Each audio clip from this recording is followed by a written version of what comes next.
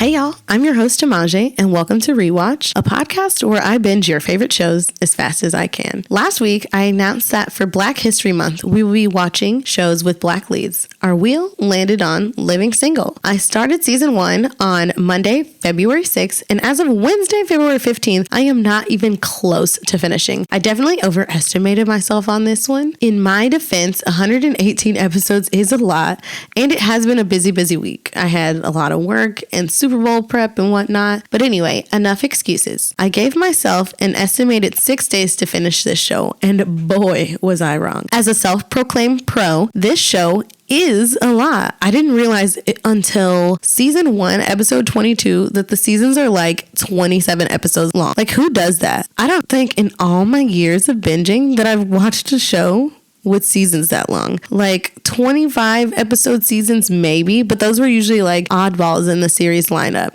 So in that time I spent binging, I watched seasons 1 through 3, totaling in 81 episodes. While I'm watching, I usually take extensive notes. That's literally a lie. I literally take the weirdest notes ever. They're complete scatterbrained, and my handwriting notes are almost illegible. I'll post some in the pod stories so you can see that I'm not capping on y'all. But I warn you, they are truly awful. Anyway, let's jump into season 1. And I have to warn you that from this point on, there will be spoilers. But like, it's a 30-year-old show, so I don't really know what to tell you. Okay, back to season 1. To sum it up in one word, iconic. But this is a podcast, so obviously one word would put me out of business. The first episode alone filled up an entire page of notes. Like, from the jump, I could tell why it's so beloved. The female cast, the cultural relevance, the outfits, the theme song is truly a 10 out of 10. Like, being written and performed by the legendary Queen Latifah, it's gotta be good, right? I can honestly say I never skip and I sing along every single time. So the first episode is basically introducing us to the characters and their personality traits. The ladies are all comprised of college-educated women. You've got Queen Latifah as Khadijah, a Howard grad and an editor of Flavor magazine, which she owns. Kim Fields as Regine, the bougie, man-crazy glamour girl. And Kim Coles as Sinclair, Khadijah's wholesome and a bit ditzy cousin who works at Flavor. And Erica Alexander as the Spitfire, strong-willed Max, Khadijah's best friend. By the way, Regine, Khadijah, and Sinclair are all roommate in their mid-20s. I had to do a little bit of digging to find out their ages. It wasn't as easy as you think it was. With this cast of characters, I feel like they tried to hit nearly every type of woman, like within friend groups. I can see myself in some of the characters in some episodes and other characters in different ones, which means that they're written as well-rounded people. Starring alongside these lovely, stunning women are T.C. Carson as Kyle Barker, who's a stockbroker and constantly in a verbal match with Max. Last, but certainly not least, there is John Hinton as the quirky but sweetheart Overton Wakefield Jones, who's Kyle's roommate and the building's handyman. Because the show is a sitcom, in my opinion, there aren't a lot of overarching long stories that span the season. I'd say that the only solid storylines that continue throughout the season 1 is Overton and Sinclair's will they, won't they, and Khadijah's constantly struggling to keep the magazine afloat. And that's just kind of throughout the whole series, as well as those 2 episodes featuring Morris Chestnut. So I can't really give my favorite plot line for the season, but I can give my favorite episode, which is episode 14, titled Burglar in the House. Regine gets her purse snatched at the subway, allowing for the perpetrator to gain access to her address. In Khadijah's room, there's some awesome fourth wall breaks.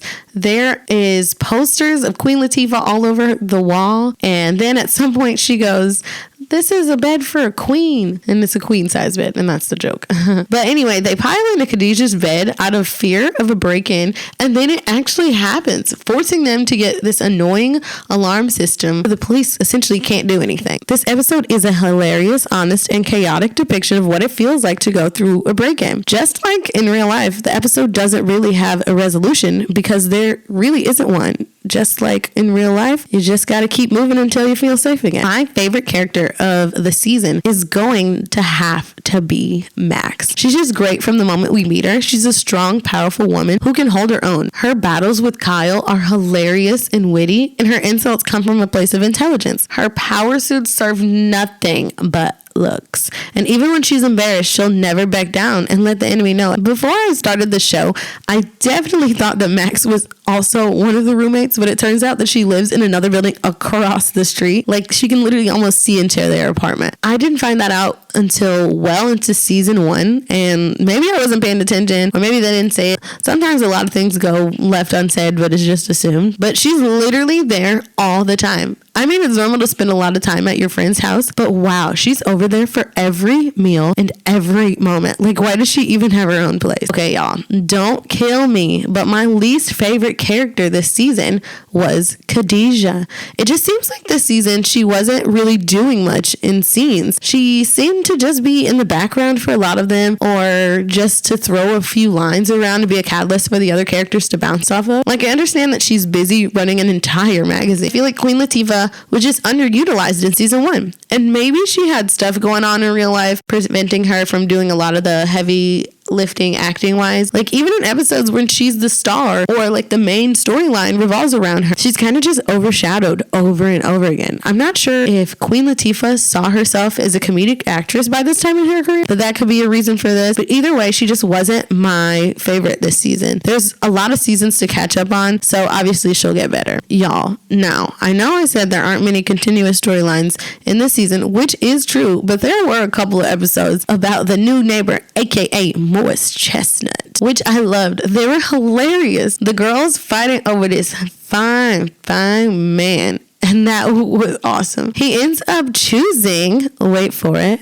Khadijah, and that quickly backfires because he turns out to be cheap. He literally makes her go halvesies on a date. Now, I don't know if this was like an audience choice episode, because she literally breaks the fourth wall to blame the audience for choosing him for her. Oh, and I can't go without saying that the true most mind-blowing, insane moment of the season was Kyle and Max hooking up, and it literally ended season 1. That was the season 1 finale right there. But luckily, season 2 is just as incredible and picks up literally a moment after the season 1 finale. Good thing we exist in the future and we didn't have to wait months to see what happened with Max and Kyle. Obviously, they freaked out after their drunken dalliance. Thankfully, it doesn't complicate things because they just decided they wanted to stay friends instead.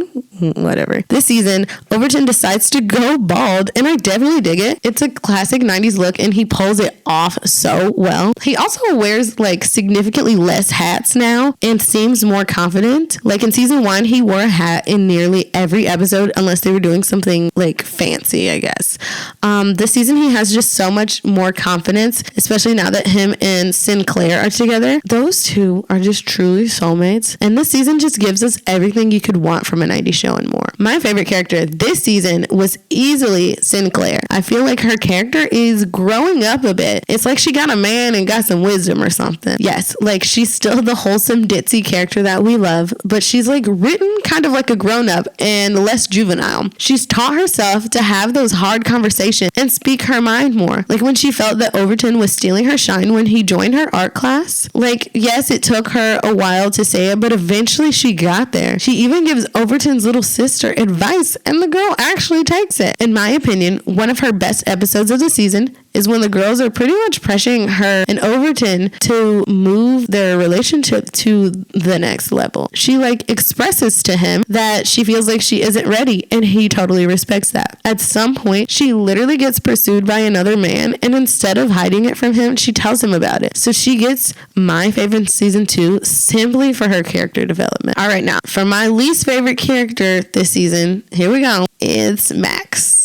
While I think it was incredibly brave and justified for her to quit her job, it literally takes everything about her from season 1 and tosses it out of the window. Her joblessness seemed impractical to me. Like, if she's this amazing lawyer that we've seen her to be in episodes, like we've seen her kill it in the courtroom, why does it take her so long to find a job in New York City? The job she gets, in my opinion, just doesn't even suit her. The responsible, cool-headed character that we know disappears, and all of a sudden sudden we get this depressed, food-obsessed character out of nowhere. And the food obsession just continues throughout the series, which I don't know. Season 1, Max would have never had a pregnancy scare or banged her boss. I'm gonna just say it. Season 1, Max wouldn't have did that. All right, now let me stop ranting. My undisputed favorite episode of season 2 is called A Hair-Raising Experience. I personally like to call it the Crown episode. It focuses on Kyle's attempt to gain a promotion by proposing an Africa project at his firm. He feels that his bosses are dragging their feet on their decision. Then he comes to discover that the reason is because of his hair. Since episode 1, Kyle has worn his hair in short locks, and in this episode, we see him struggling with the decision of submitting to an institution that wants to remove his culture from him for a promotion, or stay true to himself and possibly never grow in his career. Kyle chooses to defend his crown, knowing that he might not get his promotion. Turns out that the majority of the decision makers didn't even care about his hair, and the one who brought it up was another black man. This episode is so relevant today, especially when we see these things still happening, to the point that states are now creating crown laws to prevent hair discrimination in the workplace. All right, now, y'all, I'm sure y'all would agree that the most shocking part of this season was Regine deciding to move out. That was something I literally never saw coming. It just popped up out of nowhere to me. That was something I never saw coming. The group gets into spats and fights all the time, but none of them ever weren't leaving, or they never even considered leaving. I definitely was like Khadijah, thinking that she would never leave and that she was just kind of being dramatic. And Lord, the place that she ended up going to was a complete dump. It was a mess. Pride is a crazy thing, because ain't no way I would have given up that nice brownstone that they have in Brooklyn for wherever she was at. Oh, and the honorable mention goes to Kyle for saving Max in a robbery, which leads us to us finally seeing Max's apartment with Kyle inside. With that, slides us over to season 3. But let me say this first. In the show, it feels like it's always cold outside. Like, they barely have summer. They're always in coats and pants and jackets. Like, I get they're supposed to be business people, but like, can we get some hints to the season or something? Like, it's obviously not relevant. It's just something that always bothered me. But with the opener of season 3, we're literally on the roof doing summer activities. There's sunbathing and lemonade drinking and pool splashing. Like, obviously Regine isn't there because she's out living in her new apartment with a bunch of doppelgangers. In another episode, an old girlfriend of Overton's shows up to try to get him back, and he entertained it. The episode had me fuming, because why would he do that? This season had so many guest stars. By the end of season 3, we've seen almost all of the Hillman College alums, where my different world fans at. There was this basketball player named Grant Hill who tried to date Khadijah. That man was fine. And TLC, they came and they was looking cute. Oh, I completely forgot to mention, Kyle and Max are now in a relationship in this season, and it's kind of working. And I think it's got to be my favorite season so far. It just has so many good episodes. My favorite episode in season 3 is episode 7, titled The Handyman Can. The gang got stuck with cat sitting, a mean cat, and Sinclair ends up letting the cat out. It sprints across the apartment breaking stuff and gets crushed by a shelf that Overton was building. And the cat died, y'all. I didn't think it would die, and it did. Overton feels so guilty about the cat getting crushed by his handiwork that he builds the cat a coffin for the funeral. Yes, like a literal funeral, like at a cemetery and everything. There was a lot of people was there too. I guess this was a popular cat. Just as they were about to put the coffin in the ground, it breaks and falls apart, y'all. The cat falls out the coffin and it just falls to pieces, and I was screaming. I was hollering. It was so funny. It was just shocking. Like, out of all the things, I did not think that was going to happen. But Overton takes these mishaps as a sign that he should quit being a handyman. So he decides to become a bartender instead. The bar he works for has this thing that needs to be fixed, but he refuses to help because he's so down and feels like he would just mess it up. So the repairman comes and can't figure out how to fix it, but with some encouragement from Kyle and Sinclair, Overton decides to fix it himself, and he gets his confidence back. But right before the repair guy leaves, Obi asks for some glue so he can fix something else around the bar. But the man tells him that it's been recalled for not sticking and causing things to fall apart.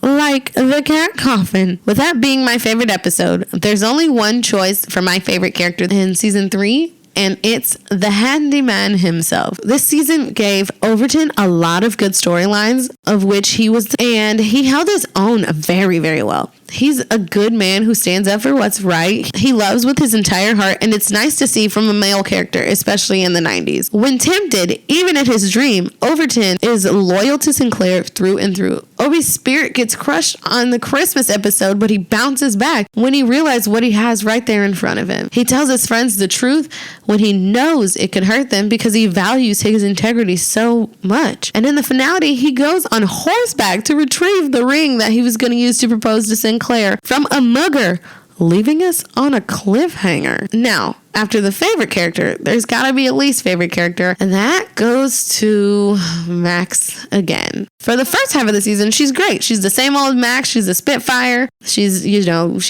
got all the jokes. She's being cool. But then she basically instigates her breakup with Kyle by telling him to go on a date with another woman out of the blue. No one likes too much jealousy, but you can't just be giving your man away, girl. That's exactly what she did. She acted nonchalantly about it, and Kyle called her bluff. He wanted someone to fight for him, or at least pretend to care. She let her pride get in the way, and from that point on, she would just say downright hurtful things to him, knowing that he was still healing. Eventually, they get back to their old back and forth ways, but for me, it just wasn't enough. She knows that she still cares about him, but literally chooses inner misery rather than to swallow her pride. With that being said, the most shocking part of the season to me was their breakup. As I stated, it was so random to me. They were getting their cable fixed, and Max lets the cable girl flirt with him. And obviously, Kyle shouldn't have entertained it, but she asked him out, and he obviously was not going to go until Max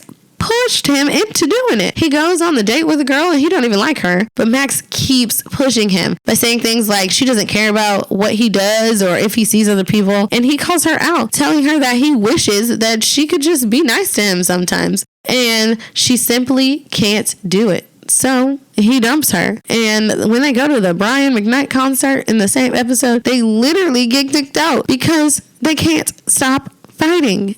It ends with them trying to make peace, but the outro is literally a montage of their moments together with endless love playing over it, which was like a bummer because I really did like them as a couple. Okay, so the honorable mention for this season's most shocking has got to go to Overton in the finale for chasing down the mugger, who has a gun, by the way, on horseback. Season 3 ends right there on a to-be-continued cliffhanger. So we have to see if he succeeds in his proposal plan. Y'all, I am having such an awesome time watching this show. It's so good, and I'm itching to start season 4. So I'll meet you here next week to finish off the series. Be sure to follow the podcast social media pages, and feel free to recommend your favorite show so I can add it to the wheel and eventually watch it with you. I'll be sharing all over the social media pages funny memes and tweets that I found about this show. So make sure you're following the podcast on Instagram and Twitter. On Instagram, we're at RewatchPod, and Twitter, RewatchPod_. So anyways, back to binge watching. Try and catch me.